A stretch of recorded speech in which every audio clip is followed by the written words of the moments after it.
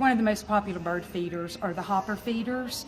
They have a little ledge here with a seed that gravitates and comes down, and they'll sit on the ledge and eat. This is a great little feeder here. This will hold any kind of seed, but the bluebirds will eat mealworms out of this one, which they need this time of year because of all the babies.